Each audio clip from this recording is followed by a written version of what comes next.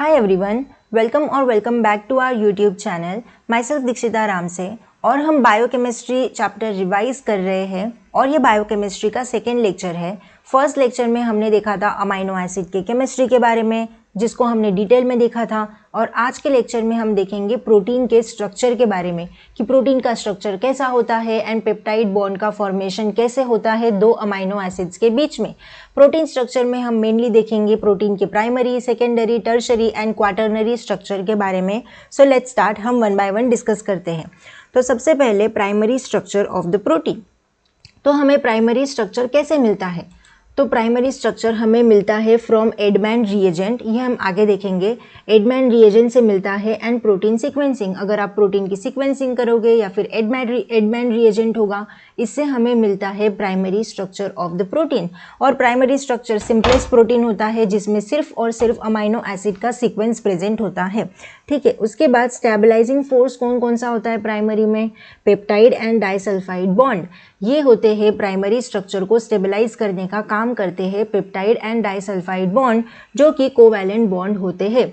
उसके बाद अगर हम प्राइमरी स्ट्रक्चर की स्टडी करेंगे तो हमें क्या क्या इंफॉर्मेशन मिल सकती है? So information obtain molecular weight के बारे में पता चल सकता है, या फिर आइसोइलेक्ट्रिक पॉइंट, या फिर हाइड्रोपैथी प्लॉट, उसके बाद सिग्नल पेप्टाइड जो कि एन टर्मिनस पे प्रेजेंट होता है। हमने ये प्रोटीन ट्रैफिकिंग में डिटेल में देखा था। उसके बाद ये तो हो गया प्राइमरी स्ट्रक्चर के बारे में कि हमें क्या क्या याद रखना है कि ये हमें मिलता है एडमैन रिएजेंट एंड प्रोटीन सीक्वेंसिंग से। ये एक सिंपलेस्ट अमीनो एसिड का सीक्वेंस होता है। इसमें कौन कौन से स्टेबलाइजिंग फोर्स होते हैं? पेप्टाइड एंड डाइसल्फाइड बॉन्ड जो कि कोवैलेंट बॉन्ड होते हैं। और प्राइमरी स्ट्रक्चर से हमें क्या क्या इन्फॉर्मेशन मिल सकती है? मॉलिक्यूलर वेट के बारे में, आइसोइलेक्ट्रिक पॉइंट हो गया, हाइड्रोपैथी प्लॉट हो गया, सिग्नल पेप्टाइड हो गया जो कि एन टर्मिनस पे प्रेजेंट होता है। ये सारी इन्फॉर्मेशन हमें मिल सकती है प्राइमरी स्ट्रक्चर ऑफ प्रोटीन से। उसके बाद second one is the secondary structure. So secondary structure mainly conformation के बारे में बात करता है। तो इसमें जो स्टेबलाइजिंग फोर्स प्रेजेंट होता है वो मेनली होता है हाइड्रोजन बॉन्ड। और सेकेंडरी स्ट्रक्चर के भी दो टाइप्स होते हैं जो हम आगे डिस्कस करेंगे। First one is the alpha sheet and beta helix. उसके बाद अगर हम सेकेंडरी स्ट्रक्चर को स्टडी करेंगे तो इससे हमें कौन सी इन्फॉर्मेशन ऑब्टेन होगी? मेनली प्रोटीन फोल्डिंग के बारे में डिस्क्राइब करता है सेकेंडरी स्ट्रक्चर। और सेकेंडरी स्ट्रक्चर हमें कैसे मिलता है? Get from the CD spectroscopy, जो सर्कुलर डाइक्रोमिज्म स्पेक्ट्रोस्कोपी होती है, उससे हमें मिलता है सेकेंडरी स्ट्रक्चर। ठीक है, उसके बाद अब आप सोचोगे कि ये CD स्पेक्ट्रोस्कोपी क्या होता है, ये सारे एक्सरे क्रिस्टलोग्राफी, NMR स्पेक्ट्रोस्कोपी, ये सारी चीज़ें क्या होती है? तो ये हम बायोटेक की जब टेक्निक्स पढ़ेंगे तो उसमें मैं आपको डिटेल में बताऊंगी। फिलहाल तो आपको बस यही याद रखना है कि सेकेंडरी स्ट्रक्चर हमें कैसे मिलेगा फ्रॉम CD स्पेक्ट्रोस्कोपी, और जो प्राइमरी स्ट्रक्चर है वो हमें कैसे मिलता है। सो जो स्टेबलाइजिंग फोर्स होता है प्राइमरी स्ट्रक्चर में वो होता है peptide and the disulphide bond. ये तो हो गया प्राइमरी एंड सेकेंडरी स्ट्रक्चर के बारे में कि प्राइमरी जो स्ट्रक्चर होता है वो मेनली हमें मिलता है एडमैन रिएजेंट एंड प्रोटीन सीक्वेंसिंग से। जो सेकेंडरी स्ट्रक्चर होगा वो हमें मिलेगा CD स्पेक्ट्रोस्कोपी से। उसके बाद जो टर्शरी स्ट्रक्चर है जिसको 3D स्ट्रक्चर भी कहा जाता है, तो 3D स्ट्रक्चर से हमें क्या क्या इन्फॉर्मेशन मिल सकती है? एक्टिव साइट के बारे में बताता है 3D structure, binding site, allosteric site, इन सभी साइट्स के बारे में बात करता है 3D स्ट्रक्चर। और 3D स्ट्रक्चर हमें कैसे मिलता है? From x ray crystallography, NMR spectroscopy, इन मेथड से मिलता है हमें टर्शरी स्ट्रक्चर। और टर्शरी स्ट्रक्चर के अंदर कौन कौन से स्टेबलाइजिंग फोर्स होती है? तो इसमें होती है mainly hydrophobic force and ionic interactions, जो कि नॉन कोवैलेंट फोर्सेस होती है। सॉल्ट ब्रिज इंटरैक्शन फोर्स भी होती है, वंडरवॉल फोर्सेस होती है, ये सारी चीज़ें होती है टर्शरी स्ट्रक्चर के अंदर। Then quaternary structure. So quaternary structure unit dissociation, यानी कि इसमें यूनिट एसोसिएशन तो इसमें बहुत सारे यूनिट मिलके बनाता है ये क्वाटरनरी स्ट्रक्चर। और जो स्टेबलाइजिंग फोर्स होगा इसमें वो मेनली होता है हाइड्रोफोबिक एंड प्रोटीन इंटरैक्शन। और इससे हमें क्या इन्फॉर्मेशन मिलती है? तो ये मेनली प्रोटीन के नेटिव स्ट्रक्चर के बारे में डिस्क्राइब करता है। तो ये तो हो गया primary, secondary, tertiary and quaternary structure के बारे में। सबसे पहले इसमें इम्पॉर्टेंट यही है कि आपको याद रखना है कि इसमें स्टेबलाइजिंग फोर्स क्या होता है, और ये स्ट्रक्चर की अगर आप स्टडी करोगे तो इससे हमें क्या क्या इन्फॉर्मेशन ऑब्टेन होगी। उसके बाद हम देखेंगे फॉर्मेशन ऑफ पेप्टाइड बॉन्ड के बारे में।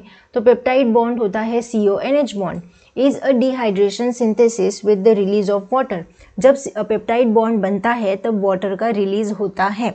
उसके बाद देखो, एक तो bond N to C terminus बन सकता है या फिर C to N। देखो N to C या फिर C to N। अब N to C कब बनेगा? जब COO माइनस और NH3 प्लस के बीच में अगर बॉन्ड बनेगा तो उसको बोलेंगे हम N to C। और C to N कब बनेगा? जब NH3 plus and COO minus के बीच में बॉन्ड बनेगा उसके तरफ। तो ये जो फर्स्ट वाला है वो इन विवो होता है राइबोसोम में, and second one is the in vitro.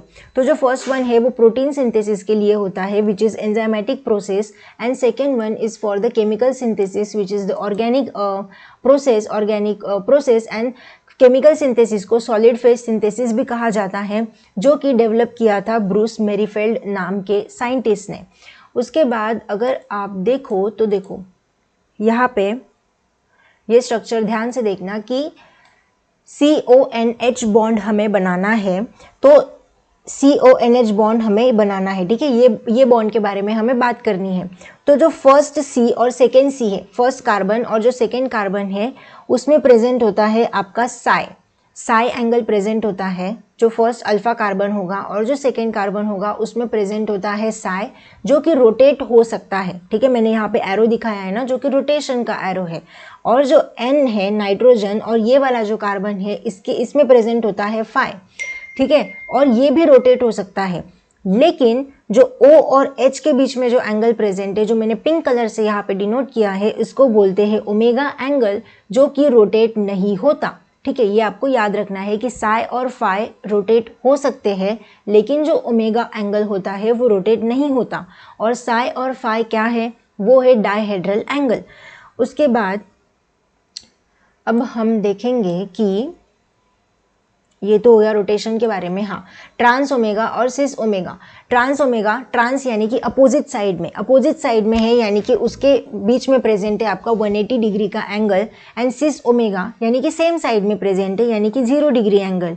तो जो ट्रांस ओमेगा होता है वो more stable and predominant structure होता है। उसके बाद अगर हम फीचर्स देखें पेप्टाइड बॉन्ड के, तो पेप्टाइड बॉन्ड ये इंपॉर्टेंट है, ठीक है। ये वाले तो इंपॉर्टेंट है कि वो फीचर्स पूछते हैं कि पेप्टाइड बॉन्ड होता है रेजोनेंस हाइब्रिड। अब अगर वो रेजोनेंस हाइब्रिड है मतलब ये लेस रिएक्टिव है कंपेयर टू ईस्टर, ये ईस्टर से लेस रिएक्टिव होता है। जो CN बॉन्ड होता है ना, उसके बीच में प्रेजेंट होता है पार्शियल डबल बॉन्ड कैरेक्टर, और ये रिजिड स्ट्रक्चर होता है, प्लेनर होता है। इनमें लार्ज डायपोल मोमेंट प्रेजेंट होता है, और लार्ज डायपोल मोमेंट प्रेजेंट होने की वजह से ये मेनली ट्रांस कॉन्फ़िगरेशन को शो करने का काम करता है। तो ये तो हो गया पेप्टाइड बॉन्ड के फीचर्स के बारे में। उसके बाद हम देखेंगे थोड़ा सा और सेकेंडरी स्ट्रक्चर के बारे में। तो मैंने आपको बताया कि सेकेंडरी स्ट्रक्चर में मेनली 2 तरीके के स्ट्रक्चर आते हैं, alpha helix and beta sheet. तो अल्फा हेलिक्स जो है ना, ये इन्फॉर्मेशन इंपॉर्टेंट है। तो अल्फा हेलिक्स में होते 3.6 अमाइनो एसिड पर turn. Each turn extend to 5.4 angstrom length, right-handed in formation। और इसके mainly so hydrogen bonds are रफली parallel to the axis of helix. इसके अंदर जो हाइड्रोजन बॉन्ड होते हैं वो रफली हेलिक्स के एक्सिस के पैरेलल होते हैं प्रेजेंट। उसके बाद इसके मेनली 2 वेरिएशंस होते हैं। First one is the 310 helix and second होता है पाई हेलिक्स। तो जो 310 हेलिक्स होगा उसमें हाइड्रोजन बॉन्ड किस किस बीच में बनेगा? nth एटम से अगर आप स्टार्ट करोगे उसके बाद N+3, मतलब ये मैं आपको आगे डिस्कस करूँगी, आगे एक्सप्लेन करूँगी। और ये थिनर होता है अल्फा हेलिक्स से, और जो ईच टर्न होता है वो 6 एंजिस्ट्रॉन लॉन्ग होता है 310 हेलिक्स का।